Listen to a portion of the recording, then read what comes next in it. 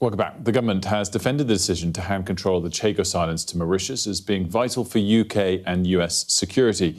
President Donald Trump previously supported the deal, but has recently described it as a mistake. Well, joining us now is the journalist and former special advisor, Ben Judah, who was working for David Lammy until about a month ago, during the period of time he was Foreign Secretary, and has written very detailedly about the Chagos Islands issue over the weekend.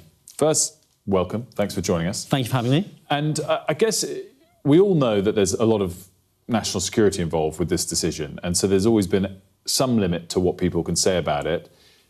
You're still limited to what was national security, but you can talk about it a bit more than certainly when you were working for David Lammy. Sure. Well, the first thing to say is that what's happening at that base in Diego Garcia, which is the main atoll in the Chagos Islands, is so crucial, so important and so vital for British national security that it's under the Official Secrets Act. So I can't tell you what it does, and that's frustrating, of course, in trying to explain the deal. But once you know what it does, you understand the British state's logic of we have to remain involved there at all cost. So this is what I thought was most striking to me about your article, is it's not just a case of doing something that the US is content with and that perhaps ticks all the boxes of international law.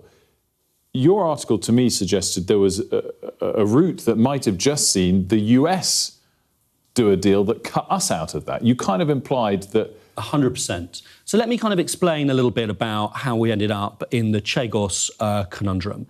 You've got to go back to decolonisation, when the United States looked at the map of the globe, wanted to establish a super base doing incredibly important and vital stuff, and saw that the Brits were leaving some atolls in the middle of the Indian Ocean, which was administered as part of a colony run from Mauritius. Mauritius is far away, but still that particular colony had covered the Chagos Islands. The Americans went to the Brits, we're going to do something there that you'd never be able to afford to do on your own. You'll never be able to build it on your own.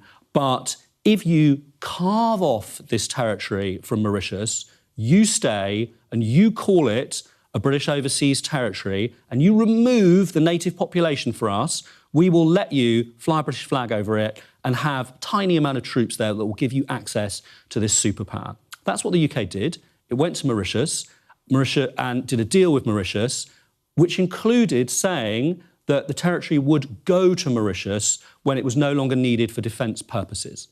Cut to the present. What worked for the United States then, having the colonial power stay, had stopped working by the time that the previous Conservative government was in power and then the Labour Party came into power. The terms of that deal were seen by Mauritius as really unfair. They'd run a campaign for international institutions through the UN, through the ICJ, and they'd had it deemed unlawful in ICJ advisory opinion.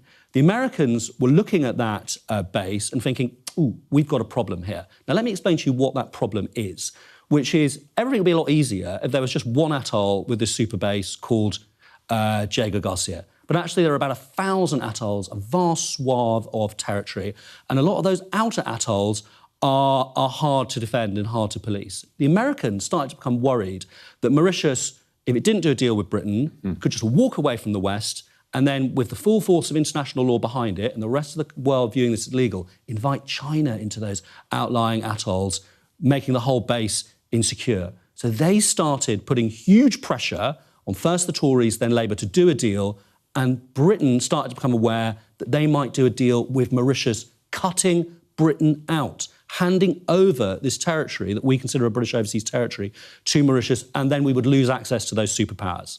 I mean, such interesting context. Obviously, a lot of this also started not just when the different government was in place here, but a different government in the US. Talk to me about what's happened in the last couple of months. Obviously, the new US administration agreed with what was happening and then didn't. Why do you think that's changed? Well, what has happened is the Labour government wanted to make sure that the Trump administration backed the deal, waited to proceed until it had taken the deal through a highly, highly extensive interagency process, getting that Pentagon tick, getting that CIA tick, getting everybody behind it. And those big institutions of American power backed it, and they felt that they had a deal with Donald Trump. What's happened since is that the global right has been playing politics and has mounted a highly emotional campaign against losing territory, handing over territory. And it's got President Trump, who sees himself as the leader of the global right and is very sensitive to that. I guess the potential pushback on that or question on that is there hasn't, I think I'm right in saying, been any legal, whether Mauritius law, international law, whatever, decision yet that makes the other atolls in play for China. And is it fair to say that could be resisted by the power that's there, America, even if we move to that direction? Or is that a sort of short-sighted perspective? So there are two things to say. The first is that, the United Kingdom could theoretically ignore all of these international law rulings. It could withdraw, it could... Have there been any rulings yet, though? So there's been an ICJ advisory opinion, which has been backed up by the UN General Assembly, where our European allies have also stood behind Mauritius, and the UK has been very isolated. And then there have been rulings that have led us to believe that a binding judgment will be coming over this territory, which will lead to real problems. But the main problem is that Mauritius could walk away from the West, go on the global market and invite China into those outlying atolls, fully backed up by the weight of international opinion. And then we would have to start defending it. We don't have the resources to put a British frogman on every single one of those 1,000 atolls. So we would have to ask the Americans to do it. Democrats absolutely didn't want to do it. The Deputy Secretary of State, Kurt Campbell, at the time, told me personally the only way Britain could hurt America would not be to do the deal. That's a really interesting perspective from that former Biden administration perspective. Just finally on this, is the deal done? I mean, what do you expect to happen now? Obviously, it hasn't been ratified by Parliament. Are we bound by it? So to use hospital terminology, I don't think the deal is quite not for resus, but I think the deal is best placed on ice for the moment. I think all of the logic of British national interest and, yes, American national interest will lead back to some sort of deal in due course. Whether that's in a few months or in a few years, I'm not sure. That all plays into the politics of Donald Trump and what he wants to do, and we know that he is a master of being mercurial. Ben, really interesting. Thanks so much for joining us. And again, just to reference his op-ed in the Sunday Times covering all of this, Ben Judder, thanks so much.